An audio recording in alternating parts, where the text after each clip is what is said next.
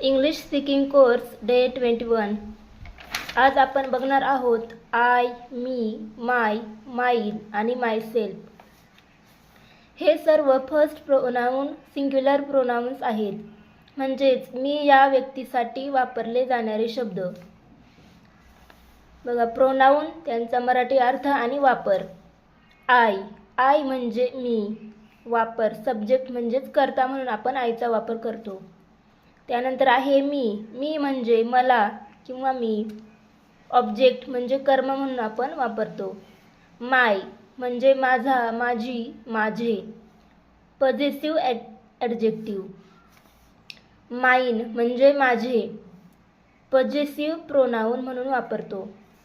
Myself म्हणजे स्वतः, मी स्वतः. रिफ्लेक्सिव्ह प्रोनाउन म्हणून आपण याचा वापर करतो. पहिलं बघूयात आपण आय. आय म्हणजे मी. वाक्याचा कर्ता सब्जेक्ट म्हणून वापरतात. फॉर्म्युला आहे I plus verb plus object. बघा वाक्य कशी तयार होतात. मी शाळेत जातो. मी साठी आय. जातो गो शाळेत to school. I go to school. मी शाळेत जातो. I go to school.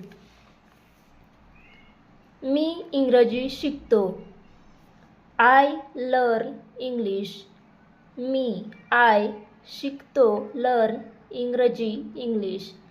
I learn English. मी क्रिकेट खेळतो. I play cricket. मी रोज अभ्यास करतो. I study. रोजसाठी एव्हरीडे. I study every day. मी रोज अभ्यास करतो. आता बघूयात मी. मी म्हणजे मला. जेव्हा मला किंवा माझ्याशी असा अर्थ असतो तेव्हा मी वापरतात. फॉर्म्युला आहे सब्जेक्ट प्लस व्हर्ब प्लस मी. बघा एक्झाम्पल. तो मला ओळखतो. तो साठी ही. ओळखतो नो आणि मला साठी मी. He knows. ह्या नोला या ठिकाणी यस प्रत्यय लागलेला आहे, कारण आपला कर्ता ही म्हणजेच तो हा एकवचनी कर्ता आहे, त्यामुळे क्रियापदाला यस प्रत्यय लागलेला आहे. तो मला ओळखतो. ही नो मी. ती मला मदत करते. शी हेल्प्स मी. ती शी मदत करते हेल्प्स आणि मला साठी मी. या ठिकाणी बघा हेल्पला सुद्धा यस प्रत्यय लागलेला आहे, कारण शी आहे एकवचनी कर्ता. कोणत्याही एकवचनी कर्त्या पुढील क्रियापदाला यस किंवा यस असा प्रत्यय लागतो. ती मला मदत करते. शी हेल्प्स मी. शिक्षकांनी मला बोलावले. शिक्षकांनी द टीचर बोलावले कॉल मला साठी मी. शिक्षकांनी मला बोलावले. The teacher called me. तू मला ऐकतोस का, म्हणजे तुला माझं ऐकू येत आहे का. Do you listen to me. Do you listen to me. माझ्या मित्राने मला भेट दिली. माझ्या मित्राने माय फ्रेंड भेट दिली. दिलीसाठी आपण देण्यासाठी गिव म्हणतो, पण हे आहे वाक्य भूतकाळातलं, त्यामुळे गिवचा सेकंड फॉर्म आहे gave. My friend gave me a gift. माझ्या मित्राने मला भेट दिली. My friend gave me a gift. आता बघूयात तिसरं माय. माय म्हणजे माझा, माझी, माझे. एखादी वस्तू किंवा व्यक्ती माझी आहे हे दाखवण्यासाठी वापरतात. फॉर्म्युला आहे माय प्लस नाउन. एक्झाम्पल बघा. हा माझा मित्र आहे. He is my friend. He is my friend. ही माझी बॅग आहे. This is my bag. This is my bag. ही साठी धिस आहे साठी इज. माझी म्हणजेच my bag. This is my bag. हे माझे घर आहे. हे साठी दिस इज. हे आहे दिस इज. माझे माय घर house. This is my house. माझी आई स्वयंपाक करते. My mother cooks food. My mother cooks food. माझा भाऊ डॉक्टर आहे. My brother is a doctor. My brother is a doctor.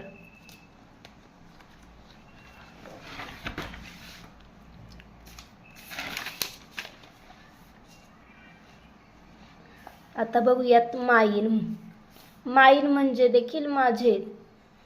Noun न वापरता माझे म्हणायचे असेल तर माईन वापरतात.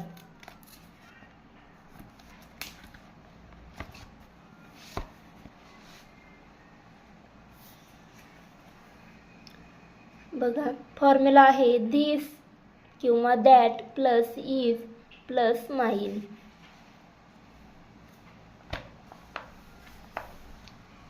ही बॅग माझी आहे. ही बॅग माझी आहे.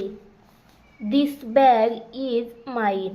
आणि हे वाक्य जर असं असतं, ही माझी बॅग आहे, तर वाक्य असं झालं असतं धिस इज माय बॅग. पण वाक्यामध्ये फरक बघा. ही बॅग माझी आहे आणि ही माझी बॅग आहे.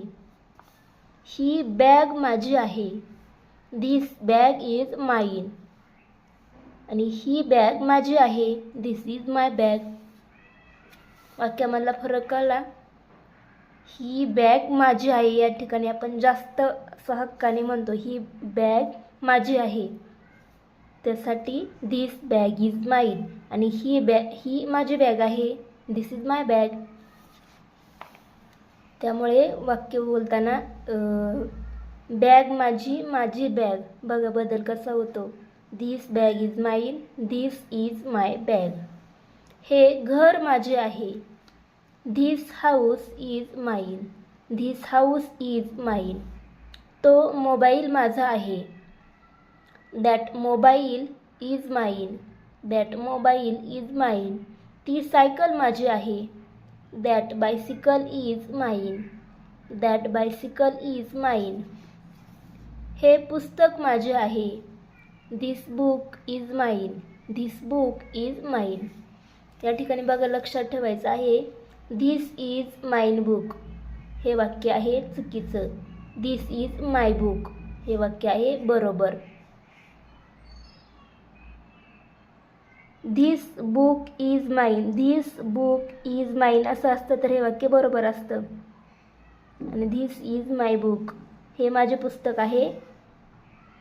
आपल्याला जर असं म्हणायचं असेल हे माझे पुस्तक आहे तर धिस इज माय बुक असं म्हणायचं आहे. त्या ठिकाणी धिस इज माय बुक असं म्हणायचं नाही. हे वाक्य चुकीचं आहे.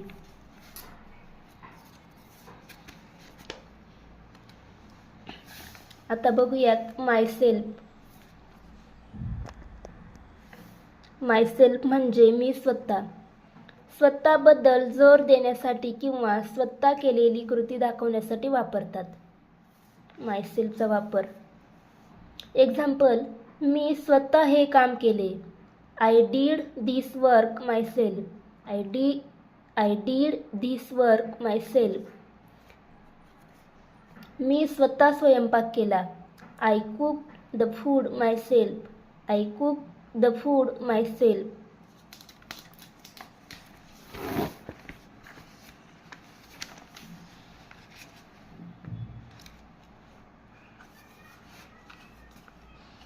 मी स्वतः निर्णय घेतला. I made the decision myself. I made the decision myself. मी स्वतः गाडी चालवली. I drove the car myself. मी स्वतः दुकानात गेलो. I went to the shop myself. I went to the shop myself. Went म्हणजे गेलो, जाणे. गो म्हणजे जाणे, वेंट म्हणजे गेलो. बघा एकाच याच्यामध्ये आपण हे वाक्य कसे बोलले ते बघूयात. मी शिक्षक आहे. I am a teacher. त्याने मला बोलावले. He called me. मी. माझे पुस्तक नवीन आहे. My book is new. हे पुस्तक माझे आहे. This book is mine. मी हे पुस्तक स्वतः लिहिले. I wrote this book myself.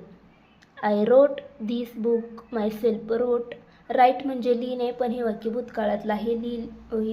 त्यामुळे राईट ऐवजी आपण या ठिकाणी रोट वापरलेलं आहे. I wrote this book myself. I, me, my, mine, myself. बघा प्रॅक्टिससाठी काही सेंटेन्सेस आहेत. मी रोज इंग्रजी बोलतो. I speak English every day. आता या ठिकाणी इंग्रजीऐवजी आपण वेगवेगळ्या भाषा वापरून अनेक वाक्य बनवू शकतो. मी रोज मराठी बोलतो. I speak Marathi every day. मी रोज हिंदी बोलतो.